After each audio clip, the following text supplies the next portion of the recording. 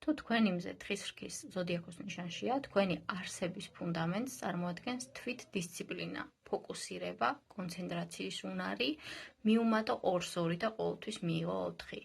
აქ ერთგვარი რეალიზმია. თხის რქის გაგების ერთ-ერთი ყველაზე ღრმა გზა იმის გაცნობიერებაა, რომ სულ მცირე ჩრდილოეთ ნახევარსფეროში, სადაც ეს სიმბოლოები განვითარდა, როდესაც მზე თხის რქაში შედის ზამთრის სეზონი იწყება.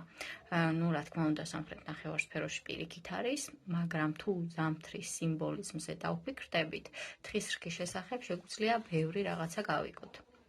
იდეა ის კი არ არის, რომ თქვენ ცივი ხართ, ეს საკმაოდ შეცდომაში შემყვანი იქნებოდა. არ არსებობს მიზეზი, რომ ცივ ადამიანად მიგიჩნიოთ, არამედ იფიქრეთ იმ თვისებებზე, რომლებიც თქვენში უნდა განვითარებულიყო, თუ ბუნებაში ზამთარს უნდა გადარჩენოდით, ანუ ზამთარს უნდა დაპირისპირებოდით. წარმოვიდგინოთ, რომ კანადის ქოხში მარტო ცდილობთ გადარჩენაც. როგორ წარმოგიდგენიათ? უნდა დაითვალოთ, რამდენი კილა ლობიო გაქვთ, კონსერვის კილები დაითვალოთ, გაყოთ იმ დღეების რაოდენობაზე, სანამ იმედი გაქვთ, რომ გიშველიან. ასე რომ შეიძლება მწირ რაციონზე მოგიწიოთ ყოფნა, შეიძლება გშიოდეთ, მაგრამ საკუთარ თავს დისციპლინა უნდა დაუწესოთ და თქვათ, რომ ეს არის ლობიოს რაოდენობა, რომელიც ყოველდღე გეკუთვნით. შეიძლება გარკვეული დროის შემდეგ შეშის ჭრა მოგბეზრდეთ, იმდენ ხანს ჭრიდით შეშას გასათბობად, რომ ხელები გტკივათ და ამბობთ, მე ამას ვეღარ გავაკეთებ და თვალებზე ცრემლი გადგებათ. ზამთარს ლაპარაკი რომ შეეძლოს იტყოდა, შეგიძლია მეტი შეშა აღარ დაჭრა, თუ გირჩევნია გაიყინე. შეიძლება ვიფიქრობთ, რომ ზამთარი ბრაზიანი და ბოროტია თავისი სულით, მაგრამ ეს სინამდვილეში ასე არ არის. ზამთარს უბრალოდ არ ანაღულებს. ზამთარი რეალობის მკაცრ სახეს წარმოადგენს. რეალობის იმ სახეს, რომლისგანაც ჩვენს შვილებს ვიცავთ, მაგრამ მომწიფების მთელი პროცესი ზუსტად ასეთ რეალობასთან, მშვიდობის დამყარებასთან არის დაკავშირებული. თქვენ ამ მომწიფების პროცესში უპირატესობით დაიბადეთ. თქვენ დაიბადეთ თანდაყოლილი და ინსტინქტური შეგრძნებით, რომ ცხოვრება რთულია.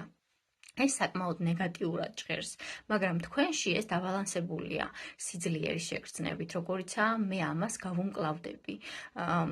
მისი არქეტიპია უხუცესი და ეს ხატება აბსოლუტურად ფუნდამენტალურია თხის რქის ტრადიციებისთვის. თხის რქა უხუცესი ამ სიმწიფის იდეის განსახიერებაა, როცა გვესმის სიტყვა უხუცესი, ეს კლასიკური თხის რქის სიტყვაა. ხშირად მაშინვე მოხუც ადამიანზე ვფიქრდებით, რაც ბუნებრივია, მაგრამ მაშინვე ვაცნობიერებთ, რომ ამ სამყაროში ძალიან ბევრი მოხუცი ადამიანია, რომლებსაც უხუცესებს არ ვუწოდებთ. უხუცესები არიან ისინი, ვისაც სიბრძნისთვის მივმართავთ, ჩვენ შეიძლება პატივისცემით ვეპყრობოდეთ და ალბათ ასეც უნდა ვიქცეოდეთ. ყველა ადამიანს, მოხუცს თუ ახალგაზრდას, ზოგადად ესე უნდა მიუდგეთ, მაგრამ უხუცესების მიმართ ჩვენი პატივისცემა ძალიან ბუნებრივად მოდის. ჩვენ მათ დამიპატივისცემის გრძნობას ვგრძნობთ საკუთარ თავში, ვგრძნობთ მათკენ სწრაფვის ინსტინქტს. ახლა კი უცნაური იდეა. თქვენ უხუცესი იყავით პატარაობიდანვე. რაღაცა თქვენი ბავშვობის ორი ამბავი მოუყვეთ და ახლოვებით, ესეც ასევე მეტაფორულია, გამოვიგონოთ, თუმცა ეს შეიცავს იმ არსს, რაც ყველაზე მნიშვნელოვანია ამ ზოდიაქოში. პირველ ამბავში ორი ბრძენი მოხუცი ქალი გესაუბრებათ, შეიძლება ისინი სკოლის მასწავლებლები არიან, შეიძლება ნათესავები და თქვენ დაახლოებით 5 წლის პატარა ბავშვი ხართ. ცოტა ხნის შემდეგ ისინი გიშვებენ სათამაშოდ და ერთ-ერთი ამ ბრძენი ქალბატონებიდან მეორეს მიუბრუნდება და თქვენზე ეტყვის, მისგან შესანიშნავი მოხუცი ქალი დადგება. და მეორე უბრალოდ იღიმის და თანხმობის ნიშნად თავს უკრავს, თითქოს ამბობს. მე ყოველთვის ასე ვფიქრობდი. ამას ზოგ ბავშვი ხანდახან ხედავთ გარკვეულ ნაპერწკალს მათ თვალებში, რომლებიც გვეხმარება წარმოვიდგინოთ, ისინი არა უბრალოდ მოხუცებად, არამედ მართლაც შესანიშნავ მოხუცებად. და თქვენ ასეთი თვალები გქონდათ. პატარა ბავშვიც რომ იყავით მაშინ. აი მეორე ამბავი. წარმოვიდგენ, რომ მესამე კლასის სკოლის ეზოში მარტო დგახართ, შესაძლოა თებერვლის დილას და სკოლის ზარის დარეკვას ელოდებით. კლასში არის ერთი ბიჭი, რომელიც არასდროს ყოფილა თქვენთან ახლოს, არც მეგობარი, არც მტერი, უბრალოდ ვიღაცაა უცხო რა, სხვა ჯგუფის ნაწილი. ცოტა ხმაურიანი ბიჭი ძალიან სერიოზული სახით მოგიახლოვდებათ, მხრებს უკან იხედება, რათა დარწმუნდებს, რომ არავინ ისმენს. მოგიახლოვდებათ და რაღაცა ისეთი სანდო, თბილი გამომეტყველებით თვალებში ჩაგხედავთ და გეუბნებათ პირველ სიტყვებს, რაც კი ოდესმე პირისპირ უთქვამს მას თქვენთვის. დედაჩემი და მამაჩემი ერთად აღარ იცხოვრებენ.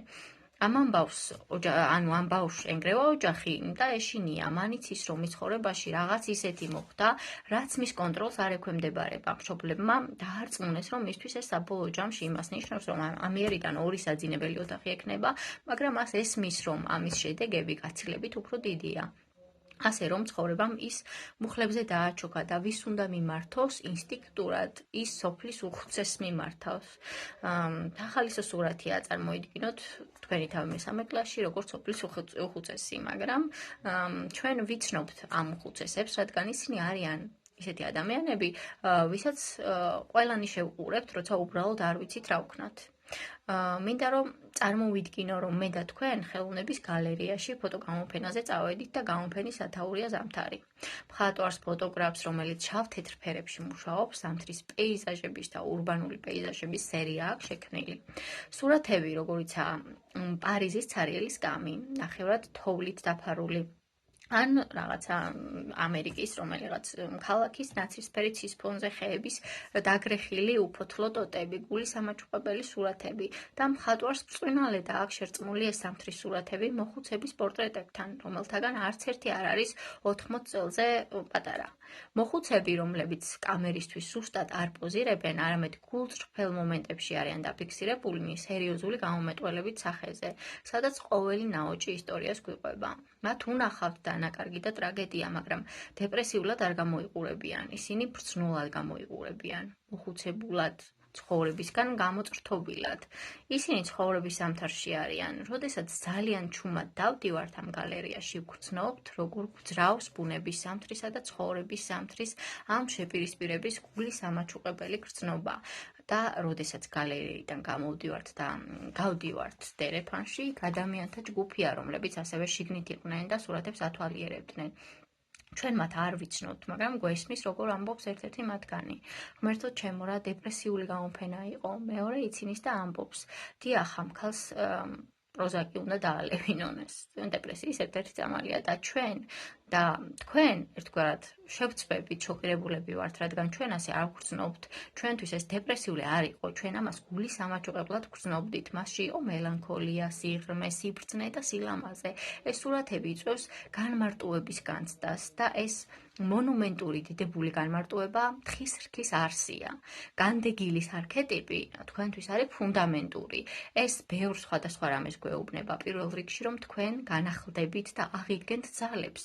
ასეთი პირადი დროის მეშვეობით თქვენ გჭირდებათ დრო მარტო ყოფნისთვის. თუ სხვა ადამიანებთან ინტიმური კავშირში ზოგადად აპირებთ ცხოვრებას, რაც თქვენთვის სავსებით მისაღებია, მაგრამ თუ ამას აპირებთ, ამ ადამიანმა უკეთესი იქნება ისწავლოს, რომ თუ თქვენ ოთახში მარტო შედიხართ და კარს იხურავთ, ისე თუ სახლს ცეცხლი წაეკიდება, ამ ადამიანმა კარზე უნდა დააკაკუნოს და თქვას უკაცრავად შეწუხება არ მინდა, მაგრამ სახლი იწვის. რა თქმა უნდა, ცოტას ვაჭარბებ ამ ყველაფერში, მაგრამ იდეა ისაა, რომ ნებისმიერი, ვისაც ნამდვილად ეყარებით იგრძნობს თქვენში ამ განდეგილის არქეტიპს და ბუნებრივ პატივისცემას გამოხატავს იმ ადგილების მიმართ, სადაც მიდიხართ, რომლებიც ღრმა და შთამბეჭდავი იქნება. ისინი ამას მწუხარებად არ მიიჩნევენ, ფსიქოპათოლოგიად არ მიიჩნევენ, ისინი პატივსცემენ თქვენს მოთხოვნილებას. ზოგჯერ იყოთ მარტო, თქვენ ამ გზით განახლდებით და აღიდგენთ ძალებს. წარმოვიდგინოთ, რომ თქვენ მარტოხელა ხართ და ისეთ სიტუაციაში იმყოფებით, სადაც მესამე პაემანზე ხართ ადამიანთან, რომლის სახელი რამდენიმე წელიწადში არც გემახსოვრებათ. და ეს ადამიანი ამჩნევს, რომ ჩუმად ხართ და გეკითხებათ, ცოტა ჩუმად ჩუმი ხარ, ყველაფერი რიგზია და თქვენ პასუხობთ, კი, ყველაფერი კარგადაა, უბრალოდ ცოტა ჩუმად ვარ რა. და შემდეგ ეს ადამიანი ამბობს, დარწმუნებული ხარ, რომ არაფერია ცუდი და თქვენ პასუხობთ, აბსოლუტურად ყველაფერი კარგადაა, მე მჯერა, ამბობს ეს ადამიანი. რომ ძალიან სახიფათოა რაღაცების გულში ჩადება, მნიშვნელოვანია მაგიდაზე დადო, თუ პრობლემა გაქვს, თქვენ ამბობთ, დიახ, გეთანხმები, დარწმუნებული ხარ, რომ ჩემზე არ ხარ გაბრაზებული? არა, აბსოლუტურად დარწმუნებული ხარ, რომ ჩემზე არ ხარ გაბრაზებული. ძალიან ჩუმად ჩანხარ. არ ვარ შენზე გაბრაზებული. აი ხომ ხედავ ძალიან გაბრაზებული ჩანხარ. ხედავთ, რატომ არის ეს ურთიერთობა განწირული. ისინი, ვისთანაც ბუნებრივად შეგიძლიათ ინტიმური ურთიერთობა გქონდეთ, არიან ისინი, ვინც კომფორტულად გრძნობენ თავს იმ ბრძენ მოხუც ქალთან, ანუ ბრძენ მოხუც კაცთან თქვენში, რომელიც ზოგჯერ ზღვის პირას ქვის კოშკში მარტო ცხოვრობს. მე აქ დიდი აქცენტი გავაკეთე ურთიერთობაზე და იმაზე, თუ როგორ უნდა ამუშაოთ ის. გარკვეულწილად ეს უცნაურია, რადგან თხის რქა განდეგილი და თვითკმარობის არქეტიპია. მაგრამ მე აქცენტს აქ იმიტომ ვაკეთებ, რომ მხოლოდ ინტიმურობის მეშვეობით შეგიძლიათ წარმატებით შეებრძოლოთ თხის რქის ჩრდილს, ნელ მხარეს, რადგან ჩვენ ვაცნობიერებთ, რომ საკუთარი თავის კონტროლის ეს უზარმაზარი უნარი შეიძლება არასწორად იყოს მიმართული და სხვა ადამიანების კონტროლში გადაიზარდოს, ასე რომ თქვენ გჭირდებათ სხვებისგან უკავშირი, თუ მაკონტროლებელი ხდებით. თქვენ ასევე გჭირდებათ ისინი, რომ სარკე დაგიჭირონ, რათა დაინახოთ თქვენში ის უხუცესის ენერგია, რომელიც ადამიანებს თქვენზე დამოკიდებულს ხდის, რადგან პასუხისმგებლიანი ხართ, როდესაც ვინმეს ეუბნებით, მე შენ მეგობარი ვარ, თქვენ მის გვერდით ხართ, კარგად იცავთ პირობას, კარგად ასრულებთ დანაპირებს. ეს ყველაფერი შესანიშნავი ძლიერი მხარია, მაგრამ ასევე შეიძლება აღმოჩნდეთ სიტუაციებში, სადაც სულ თქვენ გასცემთ და სინამდვილეში არავინ ხედავს ამ ყველაფერს, ასე რომ კვლავ ხედავთ შესაფარისი პარტნიორების მნიშვნელობას, რომლებიც თქვენს გვერდით არიან, რომლებიც ქმნიან სივრცეს, სადაც თქვენი გრძნობების, თქვენი შინაგანი მდგომარეობისა და თქვენი საჭიროებების გამოვლენა შეიძლება. პოპულარულ ასტროლოგიაში ხშირად ამბობენ, რომ როგორც თხის რქა თქვენ გრძნობებთან კავშირს დაკარგავთ. მე არ ვფიქრობ, რომ ეს ძალიან ზუსტი განცხადებაა, მაგრამ აი რატომ შენარჩუნდება ეს მოსაზრება. პრობლემა ის კი არ არის, რომ თქვენ დაკარგავთ კავშირს თქვენს გრძნობებთან. პოტენციური პრობლემა ისაა, რომ ყველა დანარჩენი დაკარგავს კავშირს თქვენს გრძნობებთან. შესაფერისი ემოციური თვითგამოხატვის დისციპლინა თქვენთვის ნამდვილად აუცილებელია, რათა დაარწმუნდეთ, რომ სხვებს აქვთ წარმოდგენა თქვენი შინაგანი ამინდის პროგნოზებზე. თქვენ გაქვთ გამძლეობა, ძლიერი ხართ. სიტუაციებში, რომლებიც სხვა ადამიანებს გამოფიტავდა, თქვენ თითქოს გაქვთ უნარი გააგრძელოთ. მეგასტრესის, ექსტრემალური სტრესის სიტუაციაში, რომელიც გტეხთ, ბოლო რაც თქვენში დაინგრევა, იქნება გარეგნული მხარე, ქცევა. თქვენ ჩექმებიანად მოკვდებით. ამაში რაღაც მართლად ლამაზი და ძლიერია, მაგრამ ასევე მინდა ვთქვა, რომ შესაძლოა არ არის საჭირო ჩექმებიანად მოკვდეთ. შესაძლოა უბრალოდ დახმარება უნდა ითხოვოთ და თქვათ, აქ დახმარება მჭირდება, დავიღალე, დამეხმარეთ.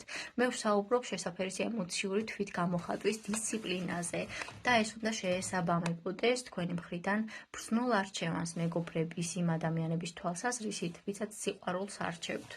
რათა დაარწმუნდებთ, რომ უბრალოდ არ იზიდავთ ადამიანებს, რომლებიც თქვენზე არიან დამოკიდებული. არამედ იზიდავთ იმ ადამიანებს, რომლებზეც თქვენ შეგიძლიათ იყოთ დამოკიდებული, ვისაც შეგიძლიათ მიმართოთ.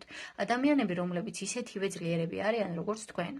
ალბათ თქვენგან განსხვავებულები, მაგრამ ისეთივე ძლიერები, რათა თქვენც გქონდეთ შანსი ზოგჯერ სუსტი იყოთ. ზოგჯერ დაღლილი იყოთ.